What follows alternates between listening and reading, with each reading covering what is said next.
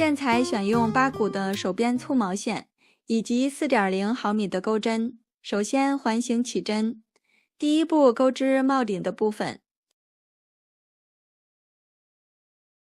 起针完成，编织2个锁针作为起立针，然后绕线圈编织长针，钩针绕线，穿过线圈，将线勾出，2根线并一针引拔2次，完成一个长针。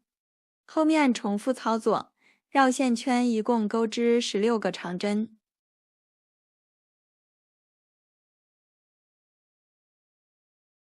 16针完成后，收紧线圈，将线一次性拉出。最后在第一个长针上编织一个引拔针。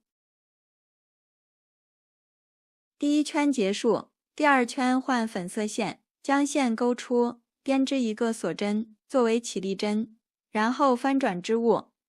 在第1个针目上编织一个短针，将多余的线段隐藏到织物内。在第2个针目上编织一个长针。在第3个针目上增加2针，首先编织一个短针，在同一个位置编织一个长针，在同一个位置再编织一个短针，在第4个针目上编织一个长针。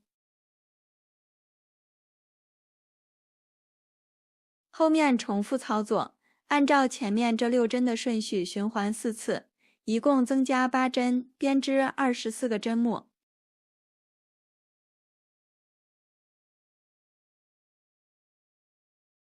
第2圈结束，最后在第1个短针上编织一个引拔针。第3圈换回浅色线，首先锁一针作为起立针，然后翻转织物，在第1个针目上编织一个短针，在第2个针目上编织一个长针，在第3个针目上编织一个短针，在第4个针目上编织一个长针，在第5个针目上增加2针，首先编织一个短针，在同一个位置再编织一个长针以及一个短针，在第6个针目上编织一个长针。后面重复操作，按照前面这8针的顺序循环4次，同样增加8针，编织32个针目。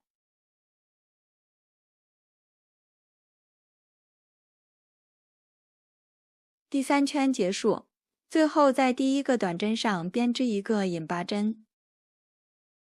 第4圈继续换粉色线，将线勾出，编织一个锁针，然后翻转织物。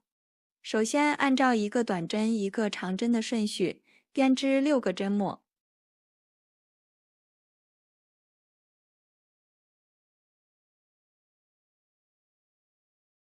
6针结束，在第7个针目上增加2针，首先编织一个短针，在同一个位置再编织一个长针以及一个短针，在第8个针目上编织一个长针。后面重复操作，按照前面这10针的顺序循环4次，一共增加8针，编织40个针目。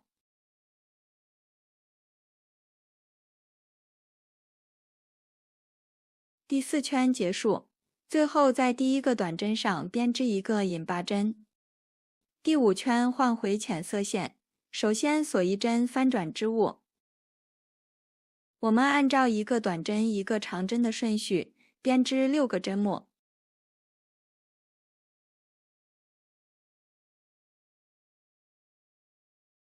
6针结束，在第7个针目上增加2针，首先编织一个短针，在同一个位置再编织一个长针以及一个短针，在第8个针目上编织一个长针，在接下来的针目上编织一个短针以及一个长针，后面重复操作，按照前面这12针的顺序循环4次，同样增加8针，编织48个针目。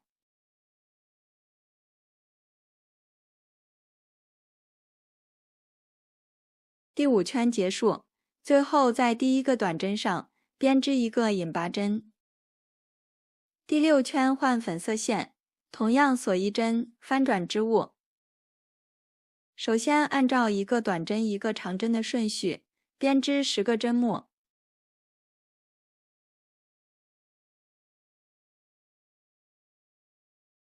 第10针结束，在后面的针目上增加2针，首先编织一个短针，在同一个位置再编织一个长针以及一个短针，在下一个针目上编织一个长针。后面重复操作，按照前面这14针的顺序循环4次，一共增加8针，编织56个针目。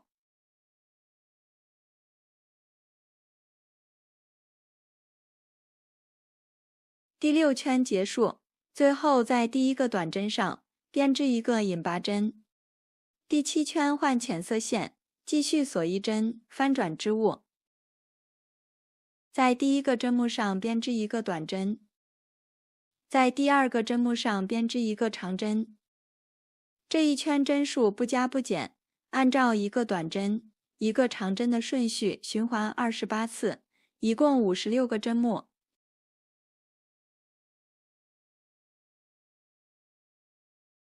第7圈结束，后面第8圈到第10圈继续按照前面这几圈的规律进行加针，每一圈各增加8针，注意将前后排加针的位置相互错开，将帽顶的圆片逐渐加大，增加到适合的头顶大小，后面不再一一赘述，大家按照图解上的针数编织即可。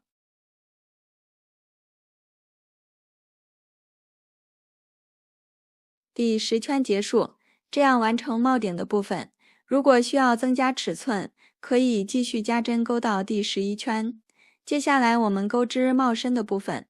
帽身的部分针数不加不减，按照一个短针一个长针的顺序循环40次，每一圈各编织80个针目，钩到第22圈，高度可以自行调整。帽身的部分完成之后，接下来我们钩织帽檐的部分。第23圈需要进行加针，首先锁1针，翻转织物。前面先按顺序编织3个短针，在第4个针目上增加1针，钩织2个短针。后面重复操作，按照3个短针1个加针的顺序循环20次，一共钩织100个短针。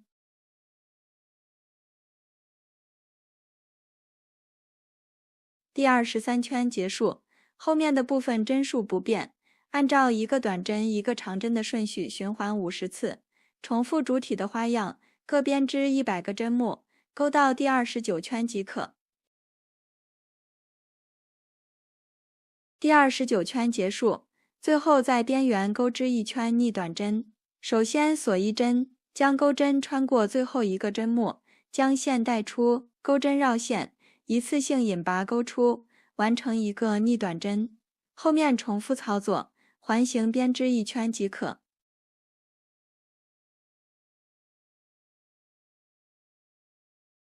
现在这款简约的渔夫帽就完成了。本期的内容就到这里，我们下期再见。